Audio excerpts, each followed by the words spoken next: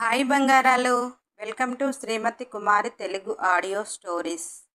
ఈరోజు sadist Romeo part 29.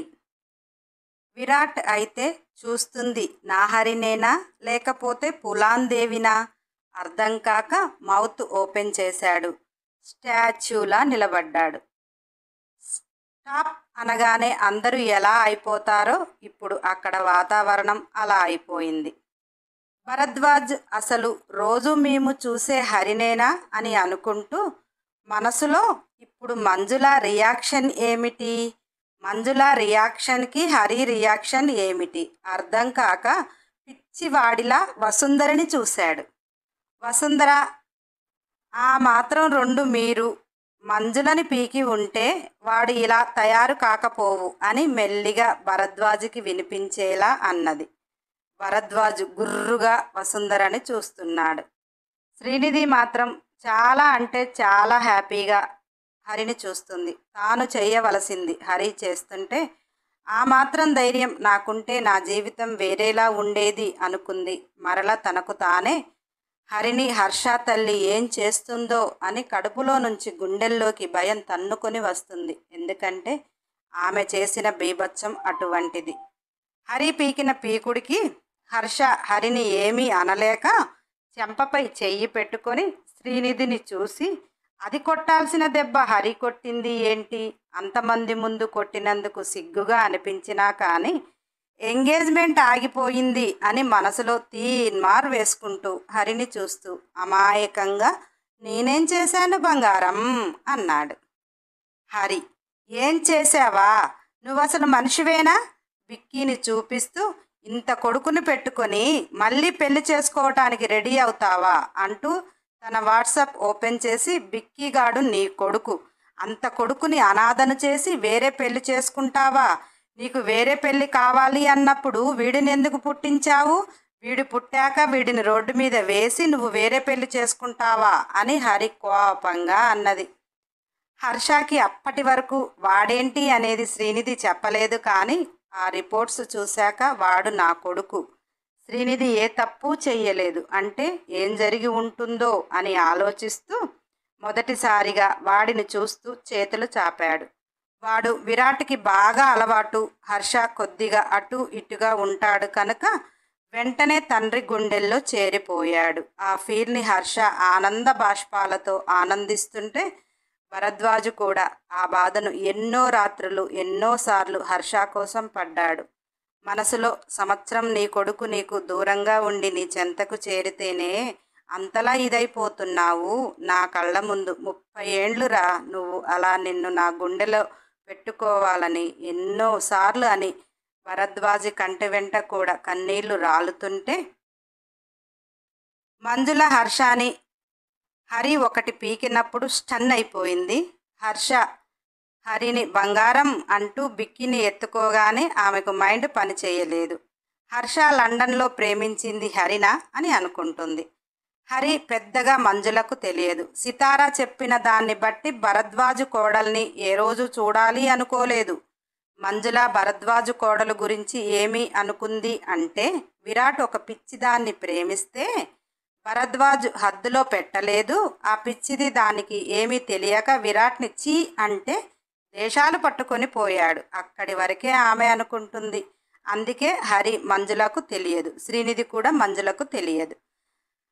Hari హర్షాని చెంప మీద కొట్టి వీడు బిడ్డ అనే అంత ధైర్యంగా అనేవరికి హర్ష ఇండియాలో అయితే ఏ ఒక్కరోజు ఆమెను దాటిపోయినది లేదు. లండన్లోనూ ఎవరికో బాగా కనెక్ట్ అవుతున్నాడు, అందుకనే సీక్రెట్గా పెట్టిన 4 బాడీ గార్డ్స్తో ఆమె జీవితాన్ని కాలరాసింది అనుకుంటుంది. మరి హరి బ్రతికి వచ్చిందా, హర్ష బిడ్డకు తల్లి ఎలా అయింది, వెంటనే మంజులకి ఏమీ అర్థం కాక తమ పరువు పోయింది, ఆఫ్టర్ ఆల్ ఒక అనామకురాలు అన్నట్టుగా మంజుల హరి మీదికి వస్తూ, ఏంటి డబ్బున్న మనుషుల దగ్గరికి ఇలా వచ్చి నాటకాలాడి డబ్బు గుంజాలని చూస్తావా, పిచ్చి పిచ్చి డ్రామాలు వేసి పిచ్చి పిచ్చి రిపోర్ట్లు చూపిస్తే ఊరుకుంటాను అనుకున్నావా అని పొగ్గరుగా అన్నది. హరి, హే అసలు నువ్వెవరు, కళ్ళెగరేస్తూ మరీ అడిగింది. అక్కడ అత్తాకోడళ్ళ డ్రామా ఇక మొదలవుతుంది అని అక్కడ వీక్షించేవారు కళ్ళు ఒక్కొక్కటి పత్తికాయలు చేసుకొని చెవులు ఏనుగు చెవుల్లా చేసుకొని వినటానికి అందరూ సిద్ధంగా ఉన్నారు. ఎందుకంటే మంజుల గురించి తెలిసిన వారు ఇంతవరకు ఆమెకు ఎదురు తిరిగిన వారు లేరు. భరద్వాజ్ నీకు తగిన కోడలు వచ్చింది అని మనసులో అనుకుంటున్నాడు. హర్ష ఏమో హరి ఆమె పాలిట దేవతను అనుకుంటున్నాడు. ఎందుకంటే ఇక శ్రీనిధితో ఉండటానికి లైన్ క్లియర్ చేసింది. ఉదయం శ్రీనిధిని వదిలి వస్తుంటే అతని ప్రాణం కొట్టుకుంది. కానీ తల్లికి ఎలా చెప్పాలో అర్థం కాలేదు. తర్వాత ఎంగేజ్మెంట్ అంటే అతనికి శ్రీనిధి దూరం అవుతుందేమో అని భయం కూడా కలిగింది.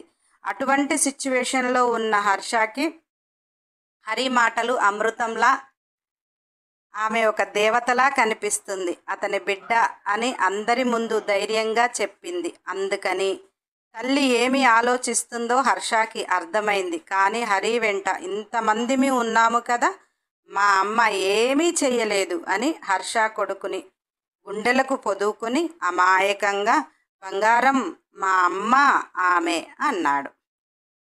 హరికి మంజుల గురించి అయితే ఏమీ తెలియదు, కానీ భరద్వాజు గురించి తెలుసు కదా. ఈవిడ గారు మహా గయ్యాడిది కావచ్చు.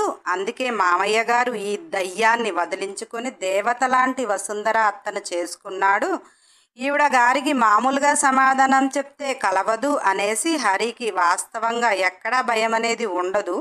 విరాట్ కోపం చూసి ఇందాక భయపడ్డది అంటే అది భయం కాదు. అతని నుంచి ఎప్పుడూ ప్రేమే కోరుకుంటుంది. అతను అలా ఉండటం ఇష్టం లేదు. అందుకే అతన్ని కదిలించాలి అనిపించలేదు.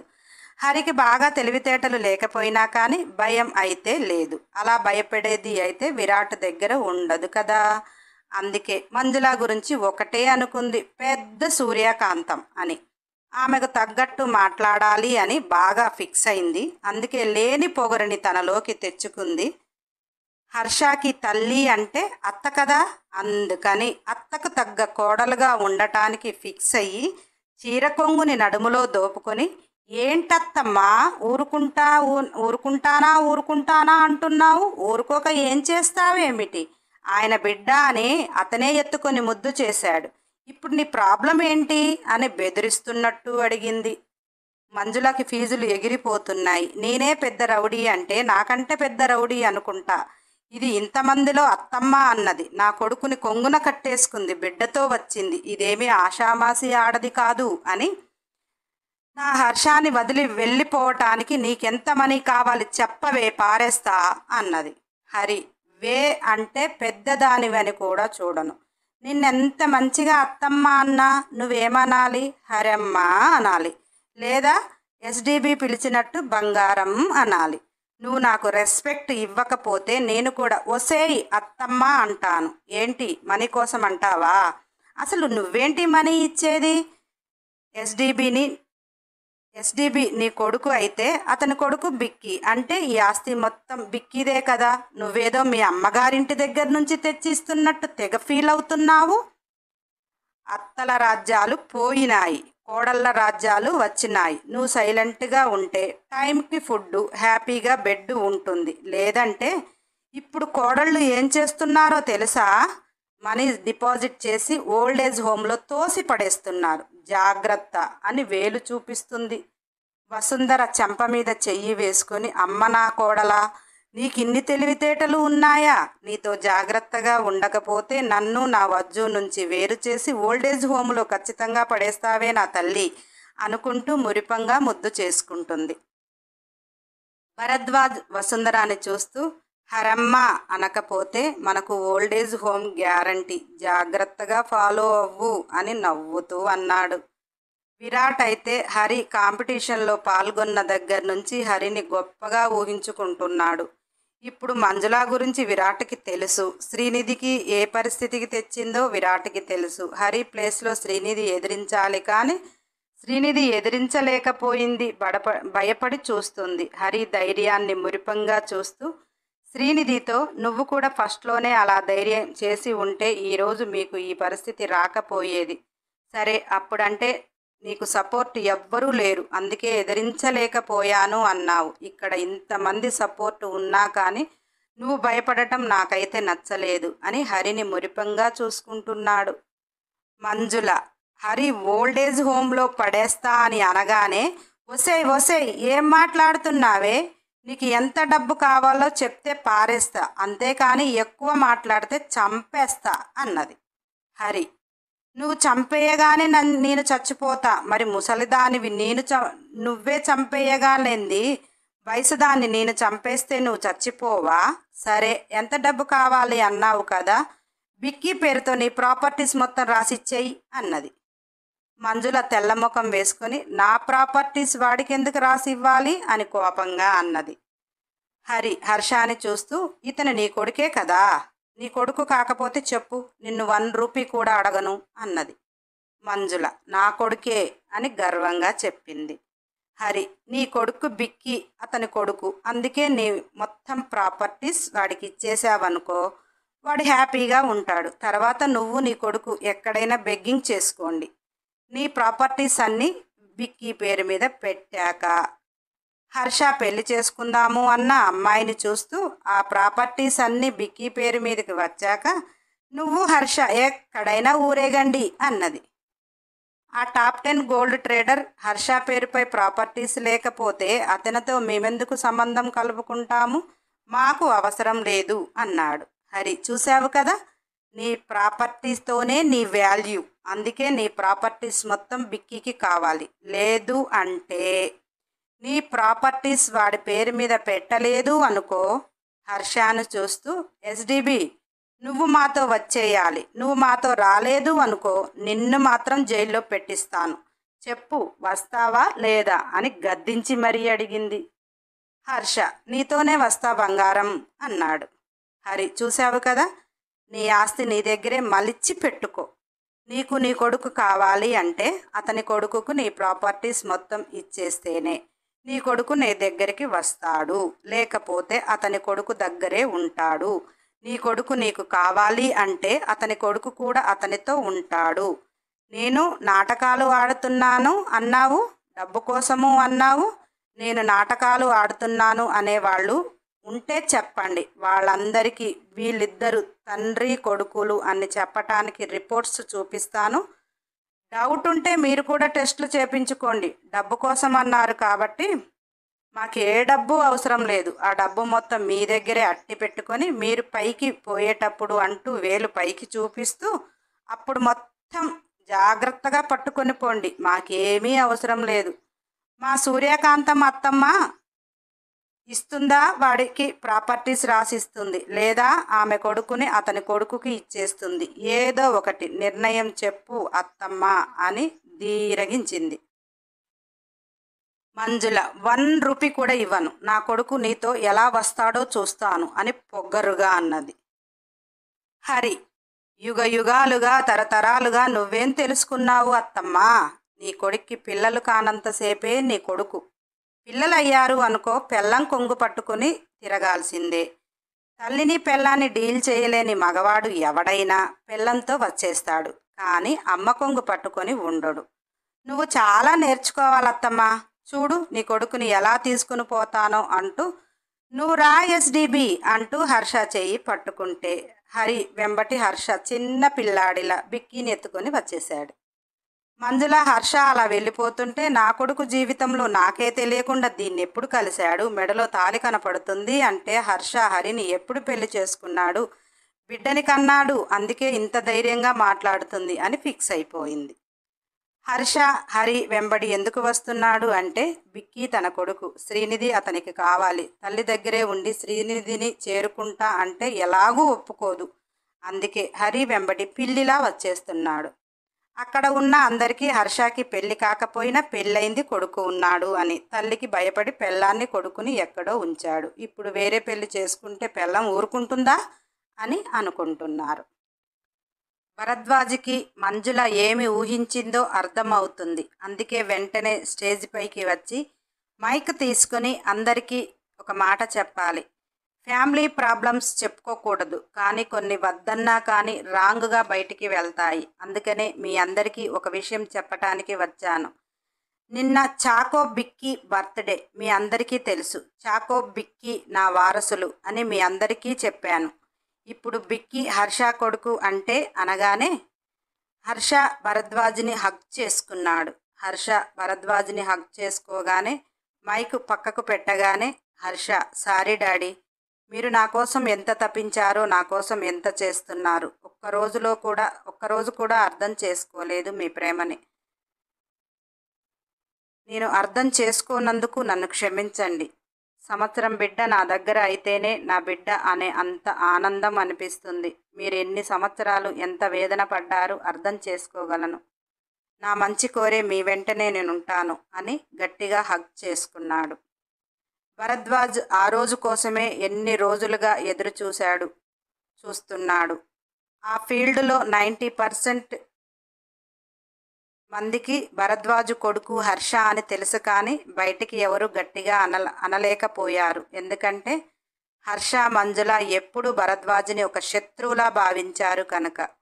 ఈరోజు హర్ష భరద్వాజు వెంట ఉండటము, మంజుల పొగరు గురించి అందరికీ తెలుసు కనుక ఆమెకు తగిన శాస్తి జరుగుతుంది అనుకుంటున్నారు. అందుకే భరద్వాజ్ హర్ష నా పెద్ద కొడుకు అని మైక్ అందుకొని గర్వంగా చెప్పాడు. వాడి కొడుకు బిక్కీ అని చెప్పాడు. నా చిన్న కొడుకు విరాట్, వాడి బిడ్డ చాకో. ఇది నా సామ్రాజ్యం, ఇది నా కుటుంబం. మా ఇంటి ఆడవాళ్ళని నేనెప్పుడు పబ్లిక్ చేయలేదు. నా భార్య వసుంధర, నా 2 కోడళ్ళు శ్రీనిధి, మెహరిన్, ఇది నా కుటుంబం అని గర్వంగా చెప్పాడు. అక్కడ అందరికీ కన్ఫ్యూజన్. ఏమిటంటే శ్రీనిధి ఎవరు, భార్య హరి ఎవరి భార్య, శ్రీనిధి ఎవరి భార్య, హరి ఎవరి భార్య? కొంత తెలిసిన వాళ్ళు తెలిసినట్టుగా ఉన్నారు, తెలియని వాళ్ళకి. అంటే మంజులకి హర్ష భార్య హరి, విరాట్ ప్రేమించి పెళ్లి చేసుకుంది శ్రీనిధిని అని ఫిక్స్ అయింది. అలా ఆమెలా కొందరు కూడా ఫిక్స్ అయ్యారు. అలా హర్షని బందిఖానా నుండి విడిపించారు అందరూ కలిసి. ఇంతలో కాంపిటీషన్ విన్ అయింది. వసుంధర గోల్డ్ ట్రేడర్ అని అనౌన్స్మెంట్ రాగానే భరద్వాజ్ ఆనందం ఆకాశాన్ని తాకింది. భాస్కర్ ఆ సంబరాన్ని అంబరానికి చేర్చాడు. వసుంధర గోల్డ్ ట్రేడర్స్ నెంబర్ 1లో నిలబెట్టిన విరాట్ హరిని గొప్పగా పొగిడేశారు. భరద్వాజ్కైతే హరిని చూస్తుంటే గర్వంగా ఉంది. 30 సంవత్సరాల కొడుకును గర్వంగా చెప్పుకునేలా హరి చేసింది. బిజినెస్ వరల్డ్లో కూడా మా కుటుంబం వెనక్కి తగ్గేదేలే అన్నట్టుగా హరి ఆ కాంపిటీషన్ కోసం 1 ఇయర్ నుంచి కుస్తీలు పట్టి ఆకాశానికి అందించింది. అందుకే భరద్వాజ్ చెస్ట్ పొంగింది. గర్వంగా తన కుటుంబ సభ్యులు అందరూ మహామహులే అన్నట్టుగా అనిపించింది. నెంబర్ 1 ప్లేస్ వసుంధర గోల్డ్ ట్రేడర్కి తీసుకువచ్చిన హరి కనుక హరికి శాల్వా కప్పి, ఇంకా 3 సంవత్సరాలు వసుంధర గోల్డ్ ట్రేడర్సే నెంబర్ 1 ఈ బిజినెస్ వరల్డ్లో అని అగ్రిమెంట్తో పాటు గిఫ్ట్ కూడా ఇచ్చారు. ఆ సత్కారాన్ని చూస్తున్న కుటుంబ సభ్యులు ఏమైపోతున్నారో అర్థం కావటం లేదు. మన విరాట్ అయితే ఇది నాతో 6 నెలలు ఉన్నప్పుడు నేను ఎంత ట్రై చేసినా ఏమీ నేర్చుకోలేదు, నా ప్రేమనే అర్థం చేసుకోలేదు, దీనికి ఇంత మెచ్యూరిటీ ఎక్కడి నుంచి వచ్చిందో అర్థం కాక పిచ్చివాడిలా ఆలోచిస్తుంటే చాకో విరాట్ని తడుతుంటే కిందికి చూశాడు. బిడ్డ ఎత్తుకొమ్మని అంటుంటే విరాట్ చాకోని ఎత్తుకొని ముద్దు చేస్తుంటే అప్పుడు విరాట్ బ్రెయిన్లో బల్బు వెలిగింది. హరికి తెలివితేటలు అంతకు ముందు లేవట, కానీ బిడ్డ కడుపులో పడగానే అతని బిడ్డ హరికి తెలివితేటలు నేర్పించినట్టుగా గొప్పగా ఫీల్ అయ్యి బిడ్డని బాగా ముద్దు చేసుకున్నాడు. ఇక్కడ విరాట్ సగటు భర్తగా ఆలోచిస్తున్నాడు. ఎందుకంటే ఏ మొగుడైనా పెళ్ళం ఎంత సాధించినా కానీ నేను చెయ్యబట్టే నువ్వు అక్కడ ఉన్నావు అంటారు, కానీ భార్య గొప్పతనం అని ఏ భర్త పొగడడు. అది మాత్రం భారతదేశంలో గాలి పీల్చే ప్రతి మగవాడికి ఇలానే ఉంటుంది. అది కూడా ఒక సంస్కృతి ఏమో, అందుకే మొగుడు అనే మగాడు అలా ఫీల్ అవుతాడు. అక్కడ హరి గొప్పతనం ఏమీ లేదు అంట. విరాట్ తెలివితేటలు మొత్తం బిడ్డ రూపాన హరికి చేరాయి అంట. అది విరాట్ అనుకుంటున్నాడు. అదే టైంలోకి చాకో వచ్చి నిజమే అని తండ్రికి సపోర్ట్ చేస్తుంది. ఇండియాలో పుట్టిన ప్రతి ఆడపిల్ల తండ్రికి గారాల పట్టి. ఏదేమైనా ఇంట్లో పార్టీ అంటూ సపరేట్ చేసి పెట్టేది ఆడపిల్లనే. అలా చాకో చేస్తుంది. హరికి వచ్చిన అగ్రిమెంట్ షీట్ని, గిఫ్ట్ని తీసుకొని మా అత్తమ్మని స్టేజ్ పైకి రమ్మని కోరుకుంటున్నాను అని తీయగా పిలిచింది. వసుంధర భరద్వాజ్ కేసి చూసింది. మంజుల కూడా భరద్వాజ్ కేసి చూసింది. హరి అత్తమ్మ అని ఎవరిని పిలిచింది అంటే భరద్వాజ్కి వసుంధరకి తెలుసు వసుంధరని పిలిచింది అని. మంజులని కూడా ఇప్పటి వరకు అత్తమ్మ అన్నది హర్ష భార్యగా అనుకుంటుంది కనుక ఆమెను అని ఆమె ఫీల్ అవుతుంది అని వీళ్ళిద్దరూ మంజుల ముఖంలోకి చూశారు. హరి వాళ్ళ కన్ఫ్యూజన్ని అర్థం చేసుకొని నేను పిలిచింది మా సూర్యకాంతం అత్తమ్మని కాదు వసుంధర అత్తమ్మని అని ఇంకా తీయగా చెప్పింది. ఇక్కడ హరి కనుక మంజులని పిలిస్తే కథ వేరేలా ఉండేది. పిలవకపోగా మళ్ళీ సూర్యకాంతం అంటుంది. హరిని ఉదయం వసుంధర నా కొడుకుని నా పరువు ప్రతిష్టని నీ చేతిలో పెడుతున్నాను అని చెప్పింది కదా, అందుకనే వసుంధరని పిలిచింది. నెక్స్ట్ ఎపిసోడ్ కోసం సబ్స్క్రైబ్ చేయండి, ఖచ్చితంగా లైక్ చేయండి, కంపల్సరీ కామెంట్ చేయండి, వీలైతే షేర్ చేయండి. అన్ని ఎపిసోడ్ల కోసం బెల్ ఐకాన్ టచ్ చేయండి.